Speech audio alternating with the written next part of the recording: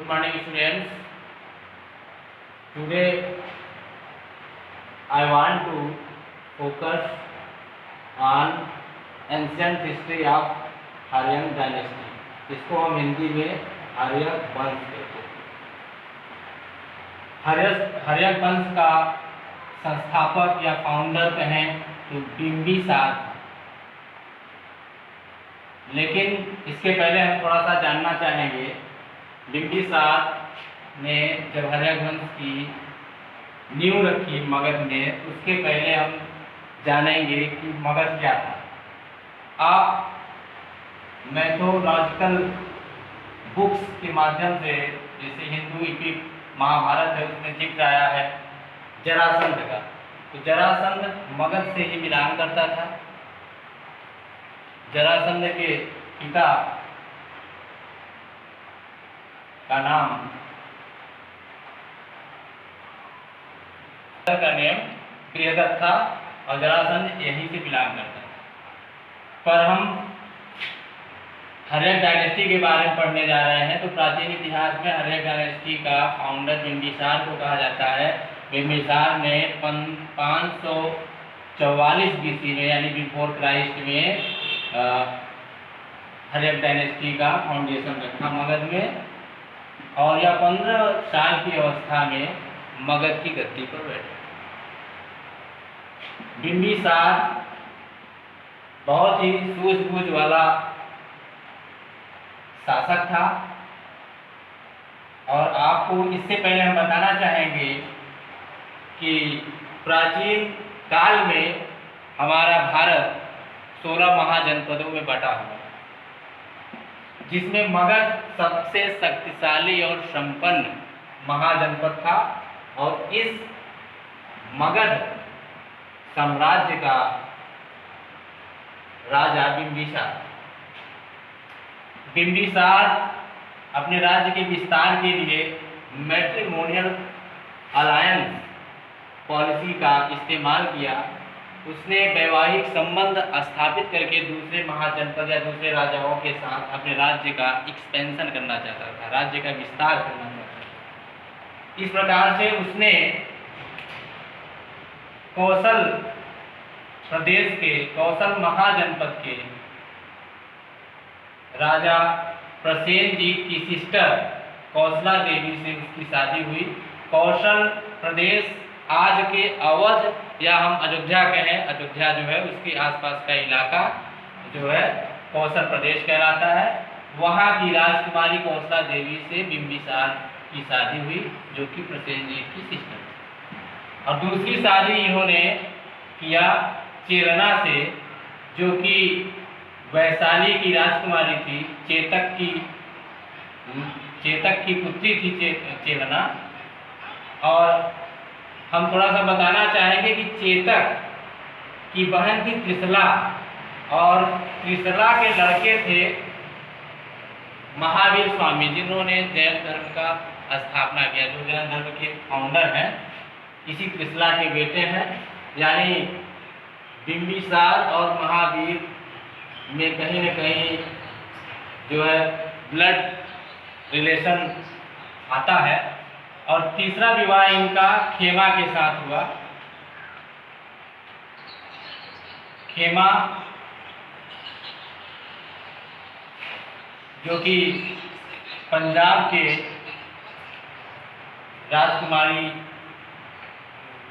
थी, और बिंबिसार के समकालीन ही गौतम बुद्ध और महावीर स्वामी थे।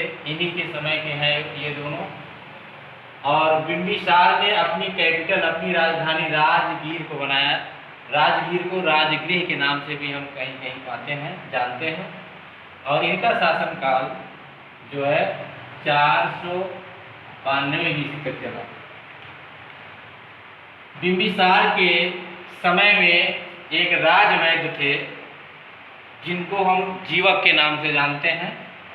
जीवक राजवैद्य ने ही एक बार भगवान बुद्ध बीमार पड़ गए थे, तो जीवक ने ही उनका इलाज किया था और वो ठीक हो गए थे। और जीवक ने अवंती, जो कि आज के वर्तमान में उज्जैन का इलाका या मालवा का क्षेत्र कहें, अवंती वहाँ पड़ता है, वहाँ के राजा को जॉन्डिस हो गया था, जिसको हम पीलिया कहते हैं या पांडु रोग कहते हैं। तो जीवक ने ही उनको ठीक किया था।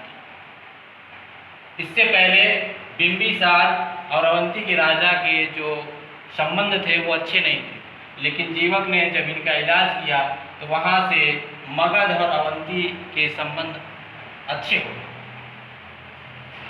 और इस हर्यक डायनेस्टी को पितृहंता डायनेस्टी भी कहा जाता है। पितृहंता यानी पैट्रिसाइड डायनेस्टी भी कहते हैं। पैट्रिसाइड मीन्स होता है कि जो अपने पिता को की हत्या करे। इसमें जितने भी राजा हैं, अधिकतर राजाओं ने अपने पिता की हत्या करके सत्ता हासिल करी है। बिंबिसार की हत्या अजातशत्रु ने किया था और अजातशत्रु की हत्या उदयन ने करके सत्ता हासिल करी। उदयन की हत्या अनिरुद्ध ने किया। तो इसलिए इस वंश को पितृहंता वंश भी कहा जाता है। अब हम जिक्र करेंगे अजातशत्रु का। अजातशत्रु 492 ईस्वी में अपने पिता बिंबिसार को इम्प्रिजन्ड करके, जेल में बंद करके, स्टार्व करके यानी भूखों मार डाला। और उसके बाद 492 में उनकी मृत्यु के पश्चात मगध साम्राज्य का कार्यभार अपने हाथों में ले लिया और इसका शासनकाल 460 BC तक चला। और अजातशत्रु जो है अपने पिता की हत्या जब कर देता है बिंबिसार की, तो प्रसेनजीत इससे बहुत क्रुद्ध होता है, क्योंकि प्रसेनजीत के जीजा लगते थे बिंबिसार और इनको बुरा लगा कि उनकी बहन विधवा हो गई, कौशला देवी विधवा हो गई है। इस प्रकार से अजातशत्रु और प्रसेनजीत यानी कौशल नरेश के बीच संबंध खराब हो गए। और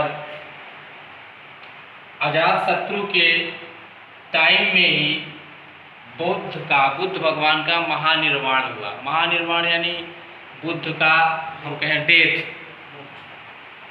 तो उनके मृत्यु के पश्चात अजातशत्रु ने फर्स्ट बौद्धिस्ट काउंसिल ऑर्गेनाइज कराया, स्पॉन्सर्ड किया राजगीर में यानी राजगृह में। तो कभी कभी क्वेश्चन बनता है कि फर्स्ट बौद्धिस्ट काउंसिल किसने ऑर्गेनाइज कराई थी, तो आपको मालूम होना चाहिए अजातशत्रु ने कराया था। कहाँ पे फर्स्ट बौद्धिस्ट काउंसिल हुई थी, तो आप राजगृह या राजगीर बताएंगे, ठीक है। और इस प्रकार से अजातशत्रु के बाद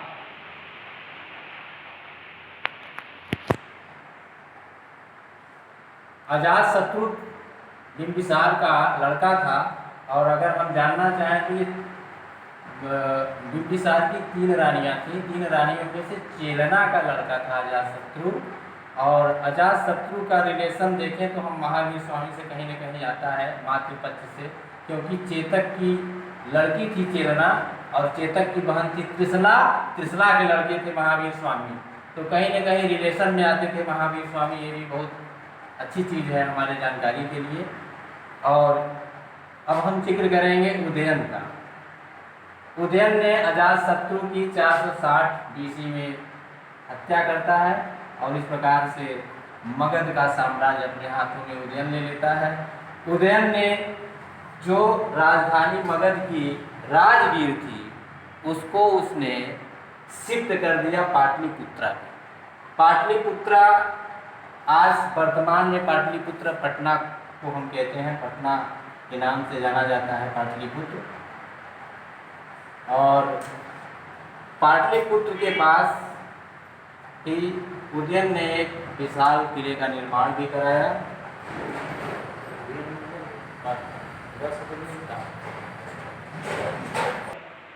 60 BC में उदयन के पुत्र अनिरुद्ध ने उदयन की हत्या किया और सत्ता को अपने हाथों में ले लिया। अनिरुद्ध और मुंडा, नाग, दशक ये सब इतने महत्वपूर्ण शासक नहीं थे हर्यक वंश के, पर हम इन दोनों को छोड़ करके नाग दशक के बारे में थोड़ा सा जानेंगे। Nagadasaka was the last ruler of Haryanka dynasty. यहाँ से नाग दशक को का शासन 437 BC से 413 BC तक इसका शासनकाल चला। और 413 BC में इसका एक मिनिस्टर, इसका एक मंत्री था नाग दशक का, शिशुनाग।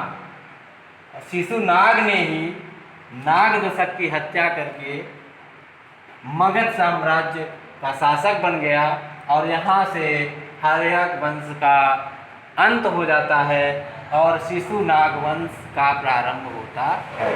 दैट्स ऑल, आज के लिए इतना ही। कल हम आपके सामने एक नए वीडियो के साथ, नए टॉपिक के साथ मिलेंगे। Thank you very much.